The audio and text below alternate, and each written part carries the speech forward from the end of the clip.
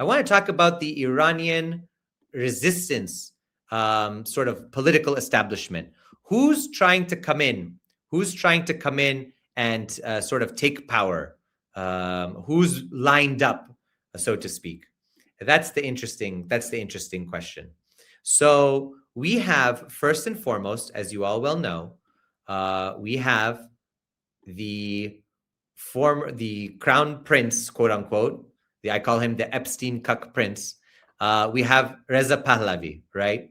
So Reza Pahlavi is the son of the deposed Shah, and he is living in the U.S. Since he basically left, since they left Egypt eventually, and he's been living in the U.S. since the 80s. And he is the one that is being groomed by a lot of people. A lot of people are grooming him for power. So that's very interesting. So you have Reza Pahlavi, and he has virtually no support in the country. Everyone remembers the period of Mohammad Reza Pahlavi, his father, and it was not pleasant. We had a secret service called Savak. That was actually, many of you will know this Goldie Ghamari. Hold on, I'll show you. Hold on. Everybody stay put. I will show you this person, because then you will make sense of it. And now you can kind of understand. Hold on. Let me just pull this up real quick. It should... Media. Let's see. Let me see if I can pull this up. Images. Okay, we got it. Perfect. So, all of you know who this woman is, I'm sure, because she's being pushed heavily. So, this is Goldie, right? Oh, that's not working as well. Okay. Oh, this is Goldie. And she is holding there. Goldie. She is Goldie. She's holding there a flag. And that flag is the flag of Savak. That is the Secret Service flag of the imperial state. So she is an Epstein witch. I call her that. I call her an Epstein witch, Epstein demon, whatever it is. But she's holding the flag of Savak. And that's not a lion. That is the mythical creature. It's a hybrid. It's a man's head and wings and a lion's body. So kind of like a griffin type creature, but with a human face, human like torso area. So very interesting, very, very interesting to see that the monarchists are pushing. That's it. Lamasu. Thank you. Lamasu. Yes. I think that was it from, I have to go and brush up on my ancient history and archaeology. But they're very prominent in like Persepolis and in a lot of different archaeological sites. You will see those that symbolism, which is why the monarchy took them, because it tried to portray itself as hereditary from Cyrus the Great, which it was not. Reza Pahlavi, the grandfather of this crown prince, Reza Pahlavi, took power in a coup and actually had no hereditary claim. He just installed himself. And there are symbols. These are symbols similar that you find in Babylon, in Mesopotamia, in Sumer, in Assyria. So you have her. So you have her holding that. So it was not pleasant. You had this secret police. They were brutal. They were vicious. Even if you read anything, either Islamist or listened to tapes of Ayatollah Khomeini when he was in Iraq in exile or anything like that, you were severely punished and even possibly killed. So there were a lot of people who were tortured, killed, including Supreme Leader Ayatollah Ali Khamenei, who was arrested by Savak and tortured. So just so everybody knows, he himself was a victim of torture at the hands of Savak. So we have Reza Pahlavi.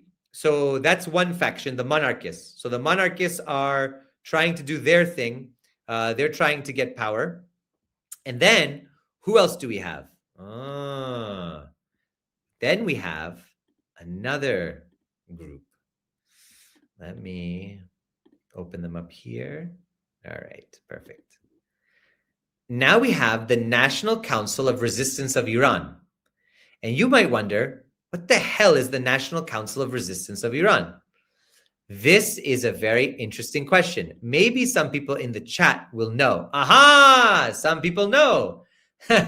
This is the Mujahedin Khalq, the PMOI, the People's Mujahedin of Iran, our Albanian friends, as you rightfully point out. And so their support is very interesting. So first and foremost, if we go back in time, we have, let me zoom out here. All right. So I think you might know one of those people. And then the other person is Rajavi, the founder. So Maryam Rajavi is the wife. And there you have a meeting with Saddam Hussein, because after the Iran, so Mujahedin Khalq, the PMOI, they participated in the Iranian Revolution, in the Islamic Revolution. Okay. After 1980, there became factionalism and fighting. And so eventually they rejected. I think Rajavi had a big cult of personality, and he really wanted to be the leader. But when the leadership went to they had the guardianship, the Velayat Faqih, they had all this new construction of what the Islamic Republic would look like. He was not a fan of it. And so eventually Mujahedin Khalq resorted to terrorism. They killed some very prominent individuals, including clerical leaders. And then it was full-on civil war between them and the government. So eventually, Mujahedin Khalq, the PMOI, found a refuge in Iraq because, as you know, right after the Islamic Revolution, the Iranian Revolution of 1979, the government of Saddam Hussein invaded. Seeing an opportunity to take territory, they invaded. I think they also killed some U.S. service members as well, because they were founded in 1960s, in mid-1960s, and they were active as an underground terrorist organization, resistance organization, some would say at that time, against the Shah and against the U.S. So, and they're a hybrid, by the way, just so you can understand. Now, no, but traditionally they're a hybrid between Islam and Marxism. So they're kind of a synthesis that Ali Shariati and others would bring about. So they leaned heavily into that. They leaned really heavily into that. Even their symbol had a hammer and sickle, as well as Islamic characteristics. So what ends up happening? So you end up having Saddam Hussein invade, and eventually the Mujahedin Khalq finds refuge in Iraq and start launching attacks with the Iraqi army from Iraq into Iran. At which point they are in Iraq, based in Iraq, until when? When do you think they're based in Iraq? When do you think their nice vacation ends in Iraq? Anyone want to take a guess in the chat? I'm waiting for you all. Don't worry. No rush. No rush. Let's see if anybody... Yes, 2003. Bingo! Good job, Casper Rialoff. I love it. So 2003 is when we have and this is interesting. The United States and Iran actually had some coordination, and the Shia groups in Iraq, once the Ba'ath regime fell, they went full on with some Iranian special forces groups to try to wipe out the Mujahedin Khalq. They did kill many members in the camps in Iraq, but others escaped and ended up going to Albania. And in Albania, they found refuge. Albania, of course, is not the Albania of Enver Hoxha, sadly. It is the Albania of gangsters, mafias, and the West. So, not to mention Albanian irredentism and Kosovo and all that. Kosovo is Serbia, by the way, in this channel, so everyone knows. So you have eventually what ends up happening. You have the Mujahedin Khalq goes to Albania, sets up shop, and now no longer participate. After 2003, they're not really involved in armed struggle necessarily anymore, although There are many attacks that happen inside Iran that are tied to the Mujahedin Khalq. But what you end up having is you have this new organization that rebrands itself. We like rebranding here, don't we? We like rebranding. And who do they rebrand themselves with? Oh, interesting array of characters. Interesting array of characters. Who's that guy with that mustache? It's not a good mustache, because we know in my family, we say we love the mustache because mustache means Stalin, power, Öcalan, all these kind of famous people, they have the mustache. But this guy has a mustache, but we don't like him. That's right. John Bolton, the walrus, John Bolton. So this is John Bolton, former national security advisor and very big Iran regime change hawk. Very big. Very, very big. And he is very close to the Mujahedin Khalq. Why? They pay him a fortune. I mean a fortune for his support. So he supports them. And actually, he's not even happy. He's the only person out of this whole neocon regime change crew that's not happy with the situation. Also, you've seen some commentary by somebody else who I'm going to show you right now. Let's see if I can find that picture here. Oh, it's the mayor. It's the mayor. Rudy Giuliani. With who's next to her on the other side? Anyone know who that other character is? He's dead now. I believe he's dead. I think he died.